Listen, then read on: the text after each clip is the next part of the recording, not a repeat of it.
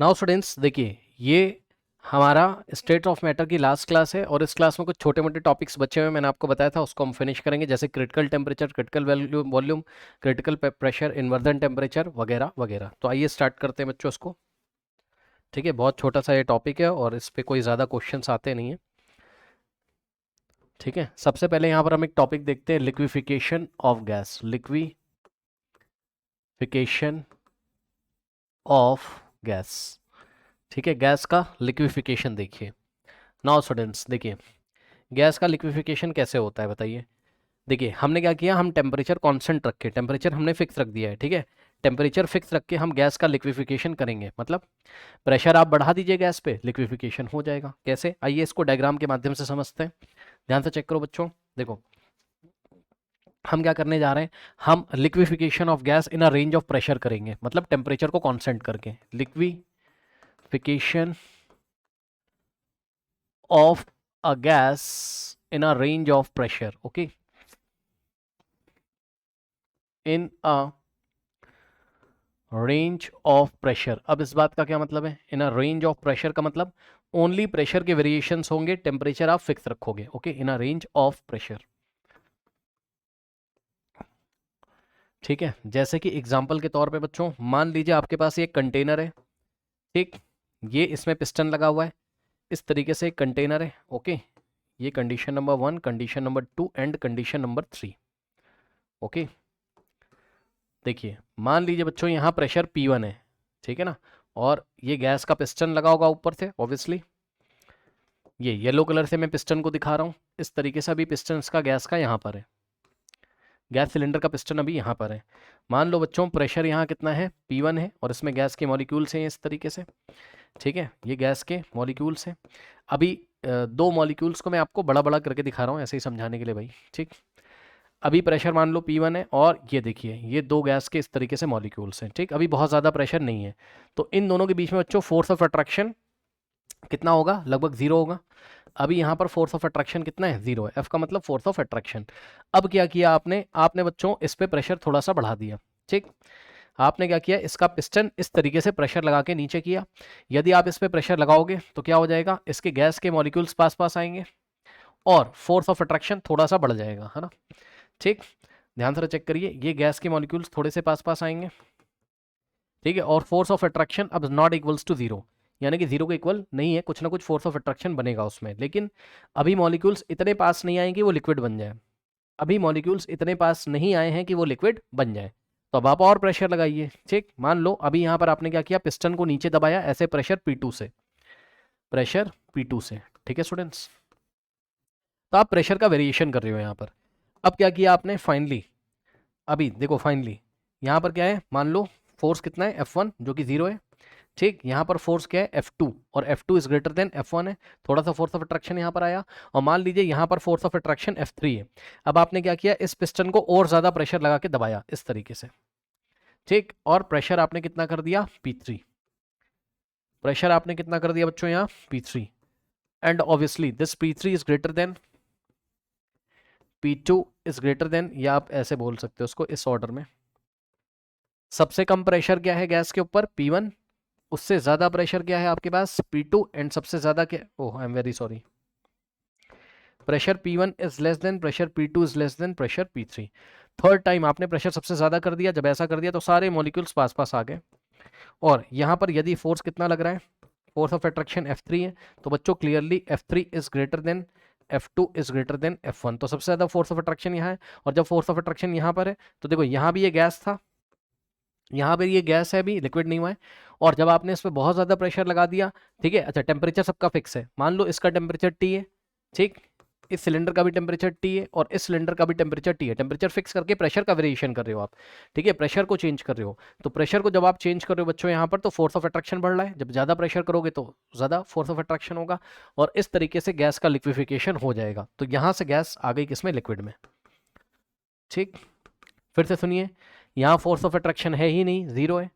ठीक, यहाँ पे थोड़ा सा फोर्स ऑफ अट्रैक्शन बढ़ा, बना, थोड़ा सा फोर्स ऑफ अट्रैक्शन यहाँ पर बना और गैस के मॉलिक्यूल्स पास पास आ गए, लेकिन अभी फोर्स ऑफ अट्रैक्शन इतना नहीं बन पाया है कि ये लिक्विड बन जाए।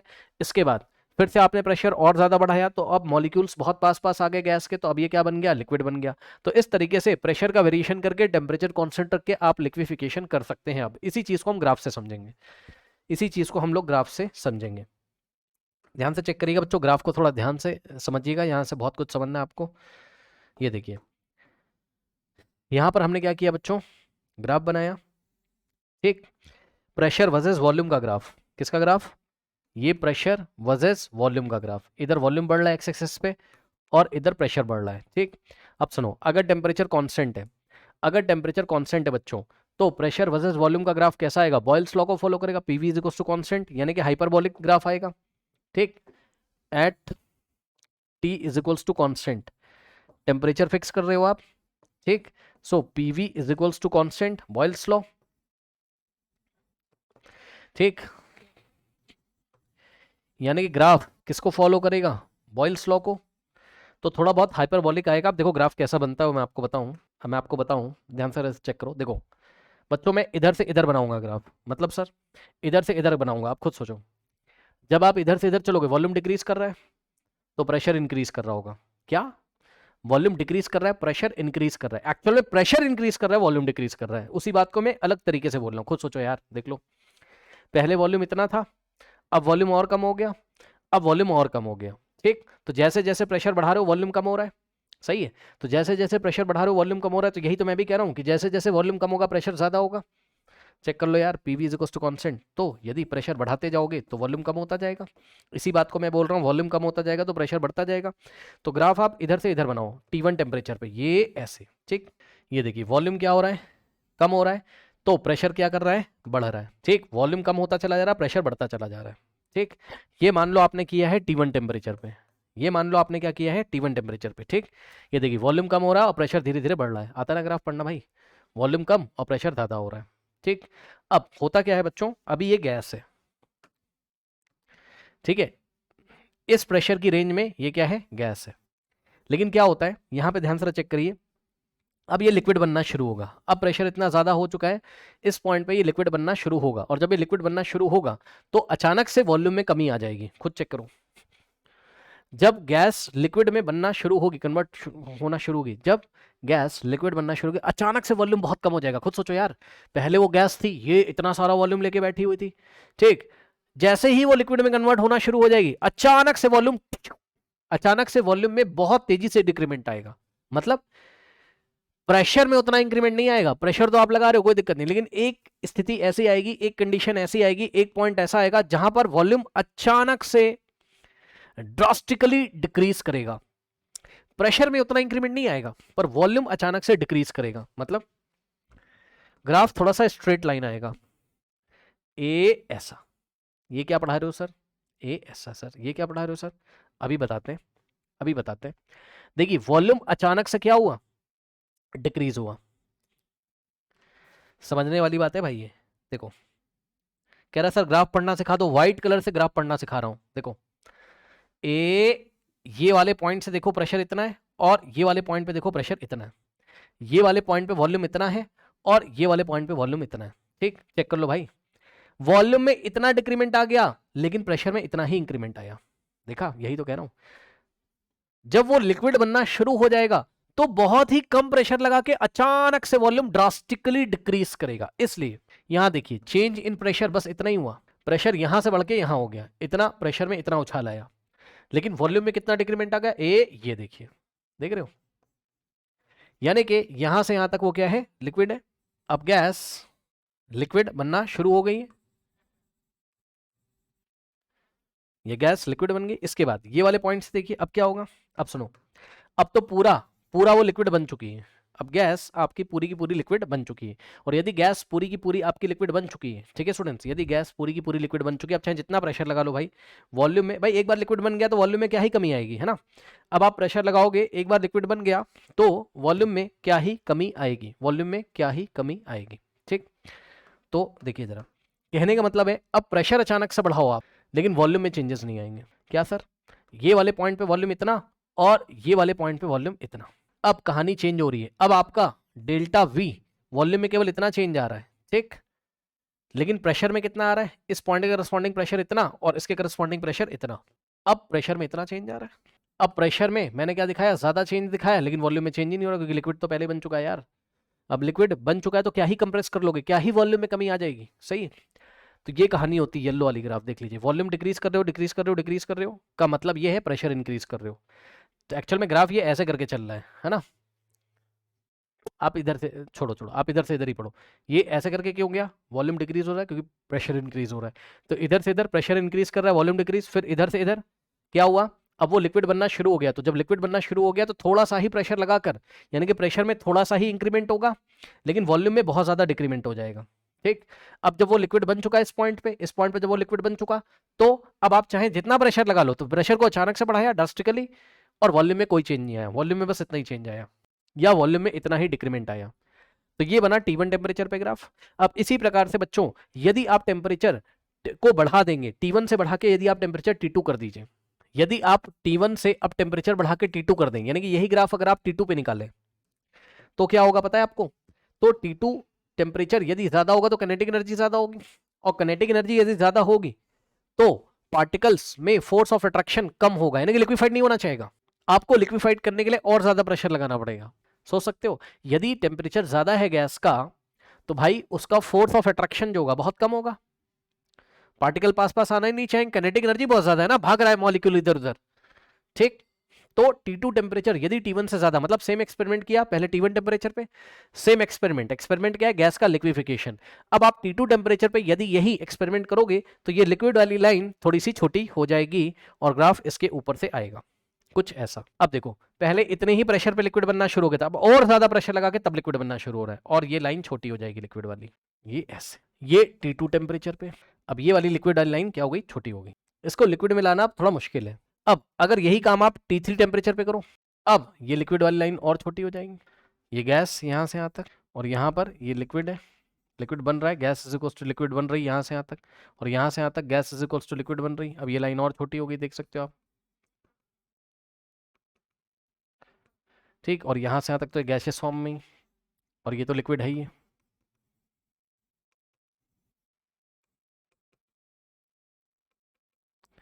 अब आप देख रहे हो, पता है क्या होगा, ऐसे करते करते एक टेम्परेचर ऐसा आएगा भाई, ये लाइन ही नहीं बनेगी। कौन सी वाली, जब गैस लिक्विड में कन्वर्ट हो रहा होता है, वो लाइन बार बार छोटी होती चली जा रही है।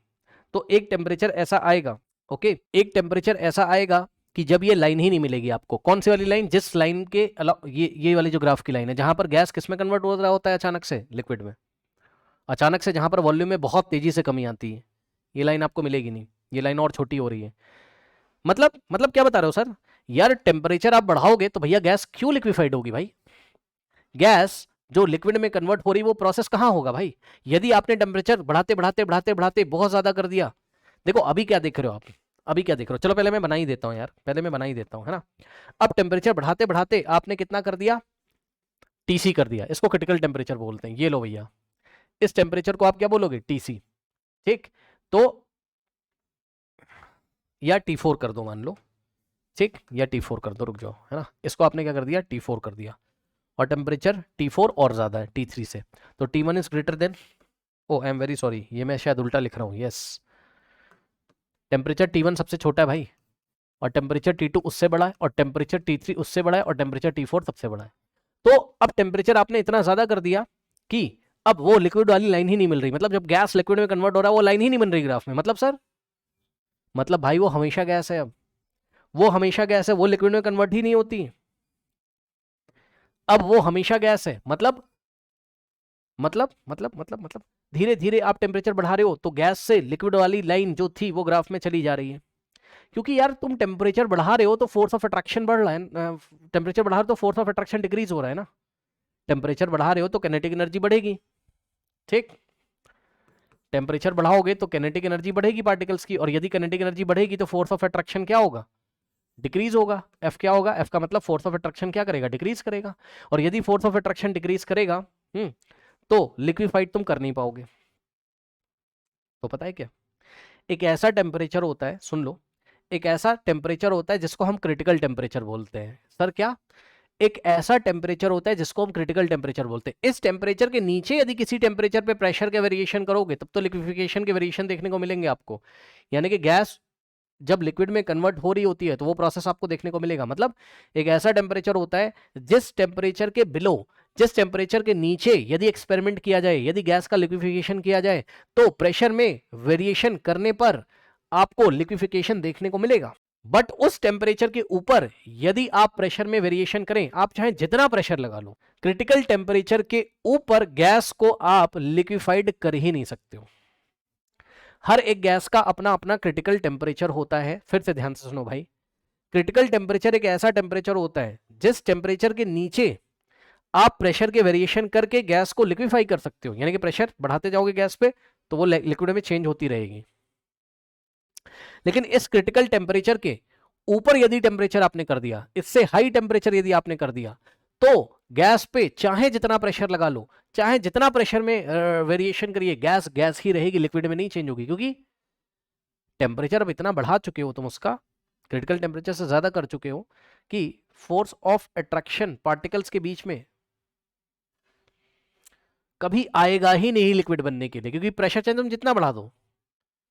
ठीक, तो ऐसे टेम्परेचर को हम क्या बोलते हैं? Critical temperature. अब इसी बात को आइए नोट कर लेते हैं। ठीक, तो क्रिटिकल टेम्परेचर, अभी इस पे क्या सवाल आया था एग्जाम में मैं आपको दिखा दूंगा। ज्यादातर ये सब सवाल थ्योरी वोरी में ही आते हैं। देखो क्रिटिकल टेम्परेचर क्या होता है। क्रिटिकल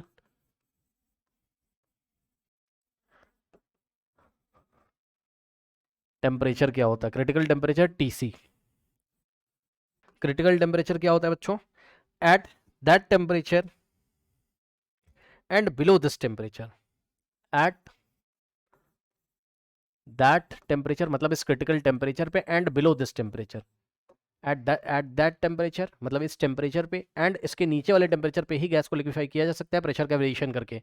इसके ऊपर टेम्परेचर ले जाओगे तो प्रेशर में चाहे जितना आप प्रेशर हाई कर लो, गैस कभी लिक्विड बनेगी नहीं, है ना। At that temperature and below this temperature, and below this temperature and below this temperature gas liquefaction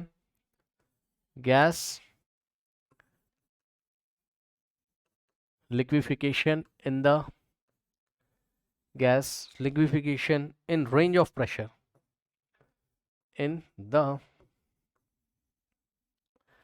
range of pressure is possible, in the range of pressure मतलब pressure में change करके gas को liquefied आप कर सकते हो। Critical temperature पे भी कर सकते हो, उसके नीचे वाले टेम्परेचर पे भी कर सकते हो। Okay, in the range of pressure, in the range of pressure, but in the range of pressure, okay, liquefaction in the range of pressure is possible, is possible, but above this temperature, but above this temperature, इस temperature के ऊपर, कौन से? Critical temperature को TC से दिखाते हैं, critical temperature को टीसी से दिखाते हैं। इस टेम्परेचर के ऊपर gas can not be liquefied, gas can not be liquefied, gas cannot be liquefied any range of pressure, in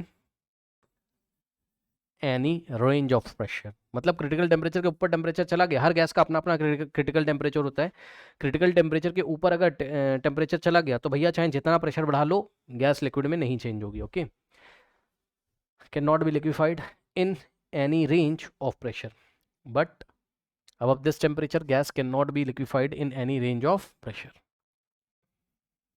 ठीक, अब सुनिए बच्चों, यहाँ पर क्रिटिकल टेम्परेचर का जो फॉर्मूला होता है TC is equals to 8 into a, वही वंडरवॉल वाला कांस्टेंट है ये, अपॉन 27 RB। 27 R क्या है? Universal gas constant. और B क्या है? B क्या है? B जो आपने पढ़ा हुआ था, क्या? Van der Waals constant. ओके, ये हो गया। नाउ अब आइए बच्चों, यहाँ कॉन्सेप्ट नोट करिए फटाफट, और फिर मैं आपको सवाल दिखाता हूँ जो एग्जाम में आया हुआ है। कॉन्सेप्ट क्या है? कॉन्सेप्ट है क्रिटिकल टेम्परेचर का।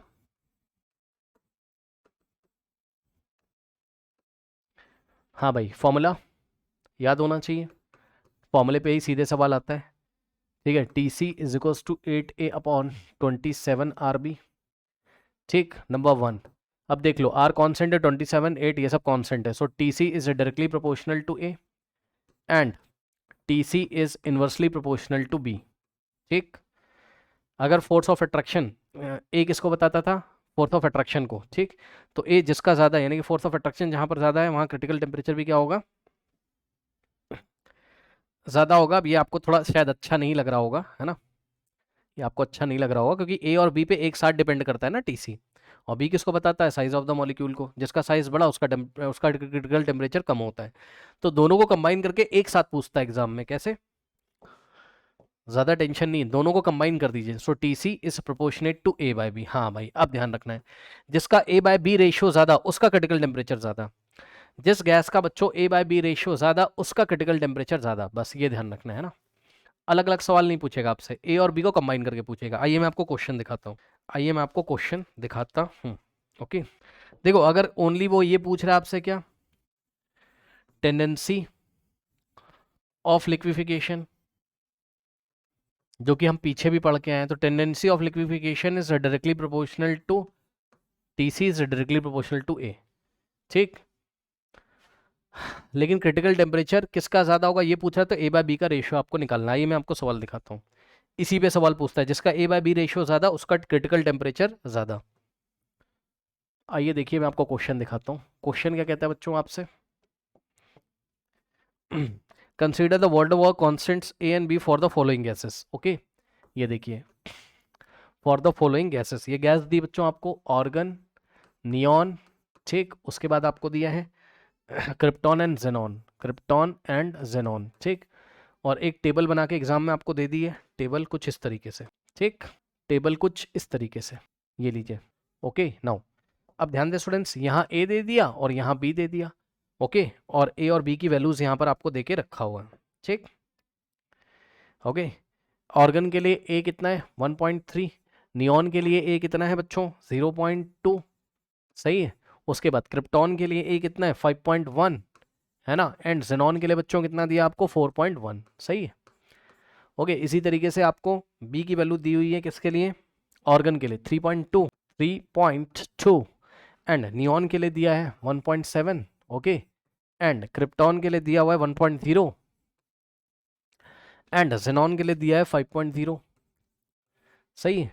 अब सुनिए ध्यान से, यहाँ पर देखिए, कह रहा which gas is the expected to have the highest critical temperature, which question है इसी में, इस टेबल में, विच गैस, ये एग्जाम में आया हुआ क्वेश्चन है, is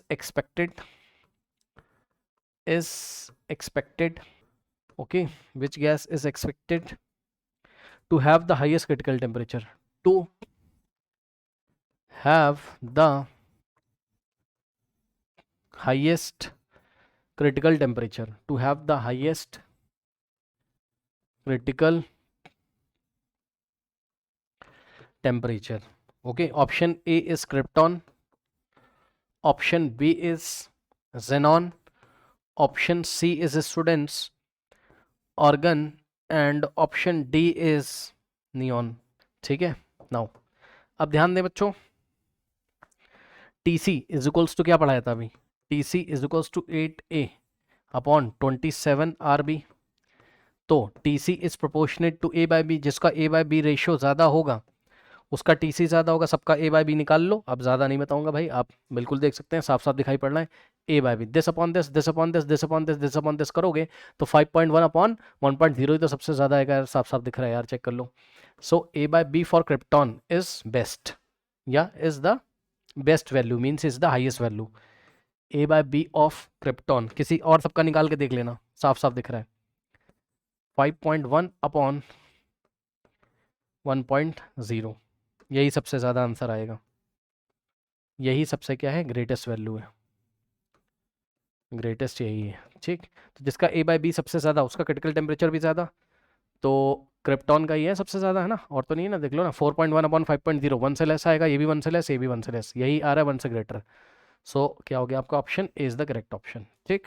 इसके बाद बच्चों next is critical pressure, next is critical pressure, critical pressure. So critical pressure को पीसी से दिखाया जाता है, अब सुनो, क्रिटिकल टेम्परेचर, जिस टाइम बच्चों क्रिटिकल टेम्परेचर पे होगी गैस, तो उस टाइम कुछ ना कुछ तो गैस का प्रेशर होगा, उस टाइम कुछ ना कुछ तो गैस का प्रेशर होगा, उस प्रेशर को ही क्रिटिकल प्रेशर बोलते हैं. So the pressure of the gas at critical temperature, the pressure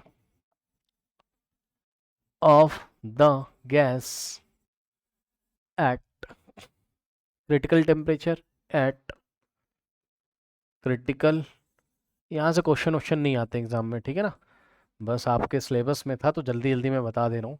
is known as critical pressure. Okay, now P C is equals to क्या होता है बच्चों आपका, A/27 B².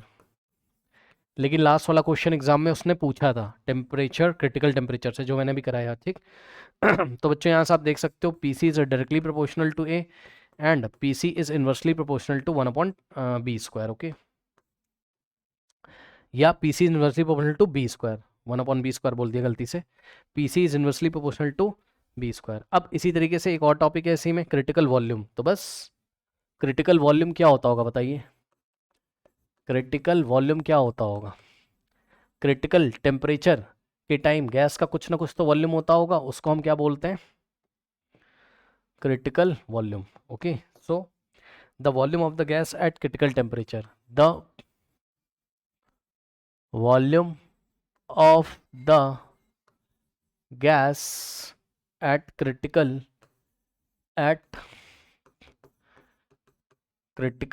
Temperature is known as critical volume. Okay, अब देखिए बच्चों यहाँ पर volume, critical volume is given by 3 × b क्या है, वॉन डर वाल्स कांस्टेंट है, और बी किसको बताता था, size of the molecule of the gas को, यानी कि जिसका साइज बड़ा उसका क्रिटिकल वॉल्यूम ज़्यादा, ठीक. So b is directly proportional to size of molecule. Now question देखिए, क्वेश्चन बच्चों आपसे कहता है calculate the value of Z, calculate the value of Z at critical point, at critical point, compressibility factor find करना है critical point पे. Solution देखिए, z का वैल्यू क्या होता है बताइए, PV/RT, लेकिन आपको क्रिटिकल पॉइंट पे निकालना है तो प्रेशर भी क्रिटिकल रखना पड़ेगा, PC इंटू वॉल्यूम भी क्रिटिकल रखना पड़ेगा, R तो R है, और टेम्परेचर भी क्रिटिकल टेम्परेचर रखना पड़ेगा. रख दो सारी वैल्यूज. प्रेशर, क्रिटिकल प्रेशर कितना है बताइए, PC का वैल्यू कितना है बताइए, A/27 B².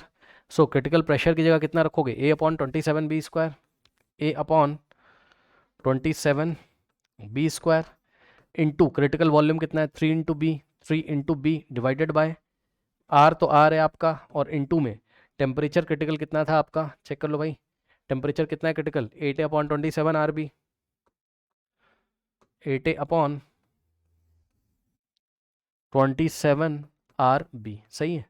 अब जो जो कट रहा है भाई काट दो, एक बी से ये वाला बी गया, ठीक, उसके बाद ये वाला आर से आर गया, ठीक, उसके बाद जो बी एक बचा होगा ये इससे कट जाएगा, सही है, ए से ए चला जाएगा, सही है, 27 से 27 चला गया, आंसर आ रहा है 3/8, 3 ऊपर बचेगा 8 नीचे. अब 3/8 होता है लेस देन 1, 1 से छोटा होता है, ठीक. तो z निकाल रहे थे तो z क्या आ गया, लेस देन 1, और जब z लेस देन 1 होता है बच्चों, तो कौन से फोर्स डोमिनेट करते हैं बताइए, कौन से फोर्स डोमिनेट करते हैं, force of attraction. So critical conditions पे बच्चों याद रखिएगा, attraction force dominate. Okay, attraction force dominate, तभी तो क्रिटिकल टेम्परेचर तक, एग्जैक्ट क्रिटिकल टेम्परेचर उसके नीचे तो गैस को आप प्रेशर चेंज करके लिक्विफाइड कर ही सकते हो, और क्रिटिकल टेम्परेचर पे भी गैस को लिक्विफाइड कर सकते हो. क्यों, गैस लिक्विफाइड तभी होगी जब फोर्स ऑफ अट्रैक्शन डोमिनेटिंग होगा, रिपल्शन वाला नहीं, रिपल्शन वाले में तो गैस बन जाएगा वो. तो आंसर भी आ रहा है न्यूमेरिकली, चेक कर लो, एट क्रिटिकल पोजीशन या at critical point, okay, z is less than 1 ही आ रहा है, इसका मतलब attraction of force are dominating, इसका मतलब क्रिटिकल टेम्परेचर पे भी प्रेशर का वेरिएशन करके आप गैस को लिक्विफाइड कर सकते हो. Attraction of force are dominating. और इसके नीचे, इसके बिलो टेम्परेचर पे तो आप कर ही सकते हो. अब देखिए बच्चों, इसके बाद एक होता है आपका छोटा सा टॉपिक, बॉयल्स टेम्परेचर. ओके, इसके बाद एक छोटा सा आपका होता है क्या, बॉयल्स. टेम्परेचर। अब यार ये बॉयल्स टेम्परेचर क्या है, इसको टीबी से दिखाते हैं, है ना। बस ऐसे डेफिनेशन है, फॉर्मूला है, याद कर लो। ठीक, at this temperature real gas behaves like ideal gas. ठीक है, so at Boyle temperature, at this temperature, एक ऐसा टेम्परेचर है जिस टेम्परेचर पे बच्चों real gases behaves like ideal gas. Okay, at this temperature real gas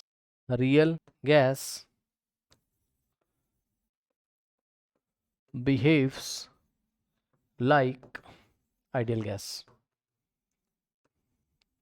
तो जिस टेम्परेचर पे रियल गैस आइडियल गैस जैसे बिहेव करने लगे उसको हम उस गैस का बॉयल टेम्परेचर बोलते हैं। और बॉयल्स टेम्परेचर की वैल्यू होती है ए अपॉन आर बी। ठीक, ए अपॉन आर बी। बस ये हो गया। अब सुनो भाई, इसके बाद एक फालतू सा टॉपिक है छोटा सा, ठीक है, जो कि आपको ज्योग्राफी में ज़्यादा सुनने को मिलेगा, फिजिक्स में कम। इन्वर्जन टेम्परेचर क्या होता है, बस ऐसे ही छोटा सा, तो मैं आपको बता दे रहा हूँ। इन्वर्जन टेम्परेचर ये एक ऐसा टेम्परेचर होता है बच्चों जिस टेम्परेचर के नीचे जब गैस एक्सपांड करेंगी, ठीक, तो कूलिंग इफेक्ट दिखाएंगी। मतलब गैस जब एक्सपांड कर रही होंगी तो कूलिंग इफेक्ट दिखाएंगी, मतलब कूल हो जाएगा, टेम्परेचर डाउन हो जाएगा अपने आप गैस का।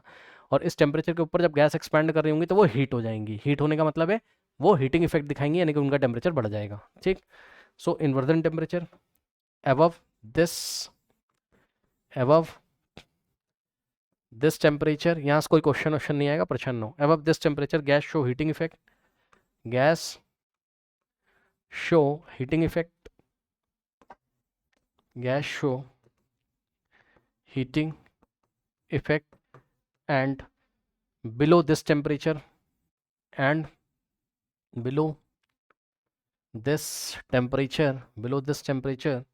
gas show cooling effect, gas shows या show या gases show या gas shows cooling effect. Okay,